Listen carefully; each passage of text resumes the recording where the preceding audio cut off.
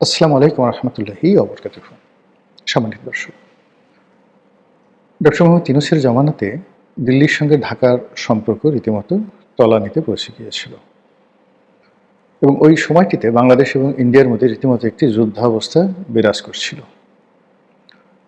India এবং তাদের যে সকল মিডিয়া রয়েছে, অনেকে এগুলোকে গদি মিডিয়া বলে, মানে নরেন্দ্র মোদীর অনুগত মিডিয়া, তারা সীমান্ত অঞ্চলে ইন্ডিয়ার সৈন্য সমাবেশ, যুদ্ধবিমান স্থাপন, তারপর মাঝারি পাল্লার, স্বল্প পাল্লার ক্ষেপণাস্ত্র, মানে আমেরিকা এবং ইরানের যুদ্ধ নিয়ে ইসরায়েল, ইরান এবং আমেরিকা যেভাবে পরস্পরের বিরুদ্ধে প্রচার করছে, ডক্টর মোহাম্মদ ইউনূসের জামানাতে ভারত এবং বাংলাদেশের মধ্যে যে যুদ্ধাবস্থা ছিল, এটি ভারতীয় মিডিয়া এবং সামাজিক যোগাযোগ মাধ্যম রীতিমতো এটিকে বিশ্বযুদ্ধ বানিয়ে ফেলেছিল।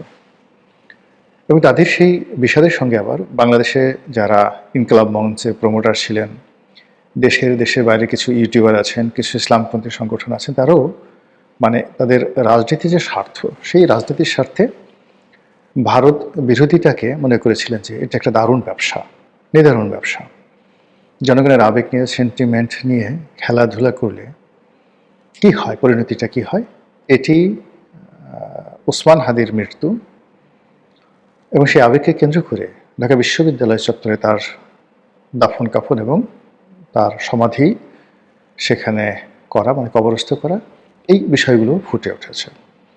আবার একই সঙ্গে যারা এখন বর্তমান ক্ষমতায় এসেছেন, তারা হাড়ে হাড়ে টের পাচ্ছে যে গত 17টি মাস ভারতের সঙ্গে আমাদের অব্যাহত যে সম্পর্ক, সেই সম্পর্কটি অবনতির কারণে অর্থনৈতিক ক্ষেত্রে, কূটনৈতিক ক্ষেত্রে সব মিলিয়ে আমরা যে বিপদগ্রস্ত হয়ে পড়েছি, যে ঋণভারে জর্জরিত হয়ে পড়েছি, যে ট্রেড ব্যালেন্সে আমাদের ভারসাম্যহীনতা দেখা দিয়েছে।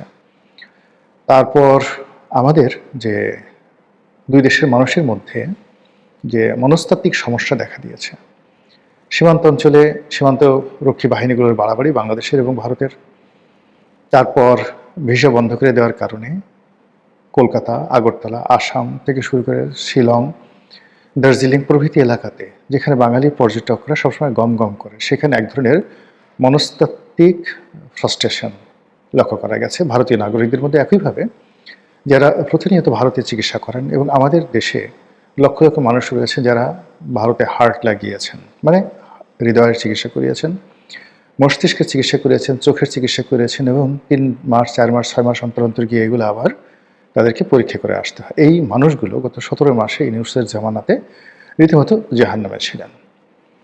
এই অবস্থা থেকে মুক্তি পাওয়ার জন্য ভারত খেলে দিয়েছে, ডক্টর মোহাম্মদ ইউনূসকে এমন খেলা খেলে দিয়েছে যে উনি এবং ওনার যারা সহযোগী, তাদের জীবন যৌবন মানে সব কিছু রীতিমতো হারাম হয়ে গিয়েছে।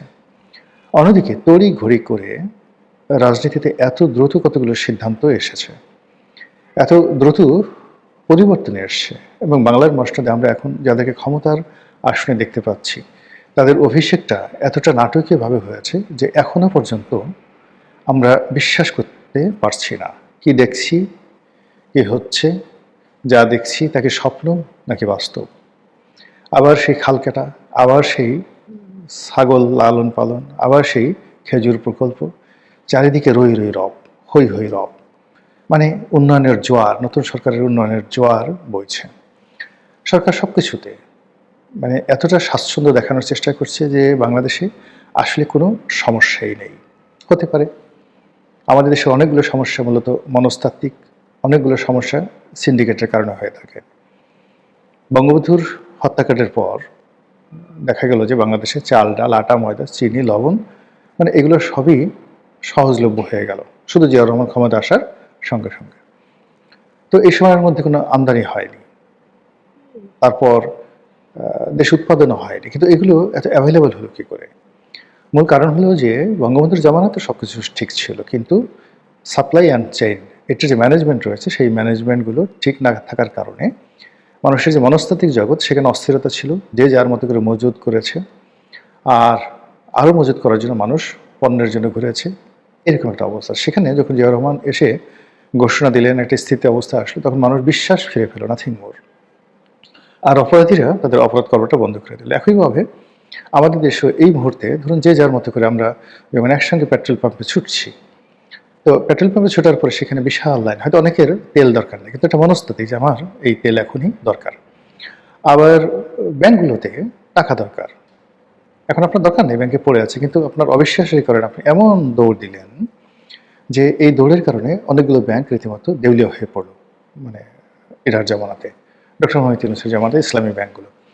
বাংলাদেশের সবচেয়ে বড় ব্যাংক ইসলামী ব্যাংক বাংলাদেশ যেটা আছে, বা বাংলাদেশ ইসলামী ব্যাংক যেটা, এটাও বন্ধ হয়ে যেত। এটা সামহাও বাংলাদেশ ব্যাংক যদি এটাকে তুলে না ধরতো, 10,000, 12,000, 20,000 কোটি টাকা মানে তাদেরকে শর্তহীনভাবে লোন দিয়ে এই ব্যাংকটাকে বাঁচিয়ে রাখা হয়েছে, আদারওয়াইজ এটাও কিন্তু শেষ হয়ে যেত। এই সবই হয় কিন্তু অবিশ্বাস থেকে। এখন এই যে নতুন একটা সরকার আসছে, পরিবর্তন আসছে, এই জন্য অনেক মানুষ বিশ্বাস ফিরে পেয়েছে। বিশ্বাস ফিরে পাওয়ার কারণে কিন্তু আপনি দেখেন যে মানুষ ছুটছে, চেষ্টা করছে, হতাশা থেকে অনেক মানুষ বের হয়ে আসছে। তো এই হতাশার থেকে বের হয়ে আসার মধ্যে আনন্দের সংবাদ হলো ভারতের সঙ্গে সরকারের খুব একটি দহরম মরম সম্পর্ক যাচ্ছে। এমনকি শেখ হাসিনার জমানাতেও যে জিনিসগুলো হতো না, ভারত সহজে বাংলাদেশকে চাল দিতে চাইতো না। এর কারণ হলো ভারতের বেশিরভাগ মানুষ, বিশেষ করে উত্তর ভারতে, তারা চাল মানে নিজেরা ভোগ করে, পেঁয়াজ, আলু এগুলো নিজেদের প্রয়োজন আগে মেটায়, তারপরে এক্সপোর্ট করে। তো এই ক্ষেত্রে যখন ভারতে ক্রাইসিস থাকতো, চালের ক্রাইসিস থাকতো, পেঁয়াজের ক্রাইসিস থাকতো, তখন প্রায় সরকার সেই সীমান্ত বন্ধ করে দিত এবং বাংলাদেশের রপ্তানি নিষিদ্ধ করে দিত, ইউরোপে রপ্তানি করতে দিত। এর কারণ হলো ইউরোপের যে রেট, হাই রেট। তো ইউরোপের রেট হাই এবং ওখানে তাদের কতগুলো ট্রেড অ্যান্ড কমার্সের রুল অ্যান্ড রেগুলেশন রয়েছে। এই কারণে রাতারাতি তারা ইউরোপীয় ইউনিয়ন বা আমেরিকাতে তাদের কোনো এক্সপোর্ট, নিয়মিত এক্সপোর্ট বন্ধ করতে পারে না। কিন্তু বাংলাদেশ যেহেতু ছোটো রাষ্ট্র, তার ইচ্ছে করলে সেটা বন্ধ করে দিতে পারতো। আর যখন বাংলাদেশে পেঁয়াজ বা আলু সহজলভ্য, তখন তারা ডাম্পিং করতো। ফলে কী হতো, বাংলাদেশে যে পেঁয়াজের উৎপাদন খরচ 40 টাকা, সেই পেঁয়াজ কৃষকরা 10 টাকা মূল্যে বিক্রি করতে বাধ্য হতো।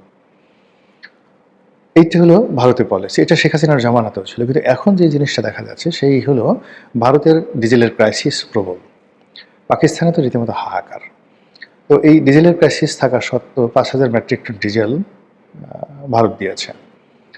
এই মুহূর্তে ভারতে চালের ক্রাইসিস রয়েছে, কিন্তু তারপরেও নতুন সরকারকে সাহায্য করার জন্য ভারত মানে পরপর কয়েকটি চালান, তারা চালের চালান বাংলাদেশে পাঠিয়েছে এবং বাংলাদেশ এগুলো খালাস করছে। ফলে আপাতত আমাদের কিন্তু দুটো, অর্থাৎ জ্বালানি তেল এবং খাদ্যশস্যের মজুদ, এই দুটোতে কোনো সমস্যা নেই।